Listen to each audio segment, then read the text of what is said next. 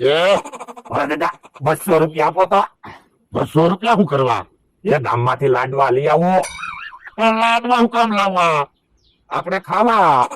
ના રે ના, લાડવા કાંઈ ખાવા નથી. શાક રોટલા ખાઈ લે જા.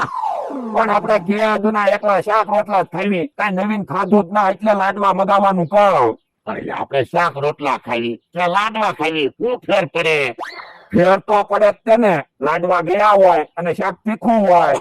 આ તો આપણે કાલ શું ખાધું તું? એ શાક ને રોટલા. આ તો પણ એમ માની લે ને આપણે લાડવા ખાધા હતા. પણ લાડવા ખાધા જ નથી તો કેમ એમ માનવું? આ તો હું લાડવા નથી મગાવવાનો, તો આજ હું ખાવાનો ના. આ તો તમારે હું આ તો હું તો ભૂખ્યો બેસી. આ તો અહીંયા ક્યાંથી તે ઓલે વાડીએ ઘણું કામ છે, કામ કર જા. હારું જો બોલો, હું એને 1500 પગાર આપું, ટાઈમ ખાવાનું આપું, તો એને લાડવા ખાવા. હું લાડવા મગાવતો છું. હા 10 કિલો મરચું આવી ગયું.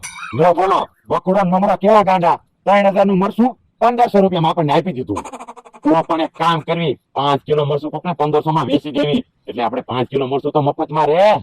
જો તમારે મરચું વેચવું હોય તો વેચી દો, ખાવા રાખવું હોય તો ખાવા રાખો, મને પૈસા આપો. તો તું 5 કિલો મરચું લઈ લે ને, તો અમારે તને પૈસા તો ન દેવા પડે. લો બોલો, તમારે એમને મરચું જોતું તો મરચું વેચાશે ને પછી પૈસા મળશે. તો મને થોડુંક મરચું આપો. એ હારું. હા અમથાને થોડુંક મરચું આપી દેવી. અલે થોડુંક મરચું લઈ લે. હે મરચું ક્યાં છે? ગુલાલ છે. હે ગુલાલ છે? હા તો હો ગુલાલ છે. હે તો બકુરા નંબર આપણને છેતરી ગયા. આપણને નથી છેતર્યા, તમને છેતરી ગયા. મને તો પૈસા દેવા જ પડશે. તો હાલો બકુરના મમરાને ગોતવા પડશે. હું કઈ ગોતવા નહીં આવું તો પૈસા નહીં મળે.